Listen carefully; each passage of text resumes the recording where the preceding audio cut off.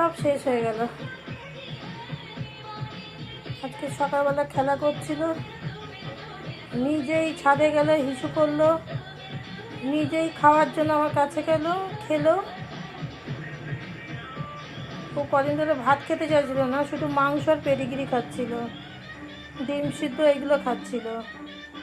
তাই ওদের পেট ভরা নিয়ে কথা। দিব্যির বাইরে যাচ্ছিল, নিজে নিজে রাস্তায় একা একা ঘুরে ঘুরে বেড়াচ্ছিল, মানে আমার সঙ্গে যাচ্ছিল।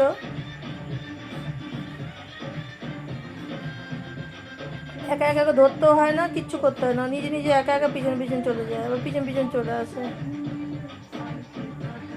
করে আজকে হঠাৎ সকালবেলা বাইরে যাওয়ার জন্য একটু বায়না করছিল, তো নিয়ে যায়নি, বৃষ্টি পড়ছিল বলে নিয়ে যায়নি। তারপর দেখি শ্বাসকষ্ট হচ্ছে, হঠাৎ দেখি কি বড় বড় হাই তুলছে, মানে হাঁ করে হাই, মানে শ্বাসকষ্ট হচ্ছে। শ্বাসকষ্ট হওয়ার পর থেকে জ্বরটা মাপলাম, কেন এরকম শ্বাসকষ্ট হচ্ছে, দেখি জ্বর আছে কিনা। দেখলাম জ্বর, একটুখানি জ্বর, মানে স্লাইট জ্বর, মানে একটুখানি, মানে সেরকম জ্বর না। তবে ওষুধ খাওয়ালাম, তবে দেখি কমে গেল। বিকালবেলা দুপুরবেলা মাপলাম, বিকালবেলা দেখলাম জ্বর নেই।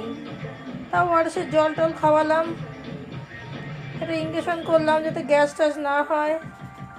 আর সন্ধেবেলা মাপলাম 104-এর ওপরে জ্বর।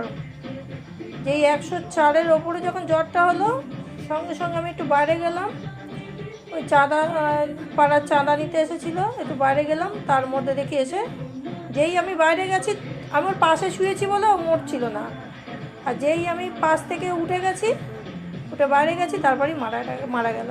সঙ্গে সঙ্গে এসে দেখি, ঘরে ঢুকে দেখি মারা গেছে।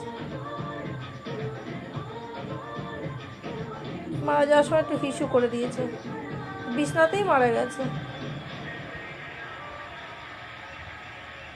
এইগুলো নিয়তি, আবার কি হয়ে জন্ম নেবে বলতে পারছি না, জানি না।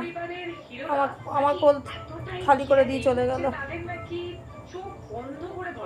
মেয়েটা কদিন আগেই মারা গেছে, 1 মাস আগেই মারা গেছে। মেয়ের সঙ্গে ও চলে গেল, মেয়ের দুঃখে মারা গেছে। যেদিন থেকে ওর মেয়ে মারা গেছে, তারপরে দুঃখ প্রচণ্ড, মা তো দুঃখ। তা ওর 7 বছর 3 মাস বয়স হয়েছে, ওর মেয়ের বয়স ছিল 5 বছর। 7 বছর, ওর 5 বছর। অবশ্যই এর মা, এর ভাই, এর দিদিরা সবাই মারা গেছে। এর 6 থেকে 7 জন এর ফ্যামিলি মারা গেছে, আর এই লাস্টেই ছিল। ওর ফ্যামিলিগুলো মারা গেছে না, ওর জুড়ি যত, ওর দাদা, 2 বোন, ওর মা সবাই মারা গেছে, ওর মেয়ে সবাই মারা গেছে, আর ও আর কি।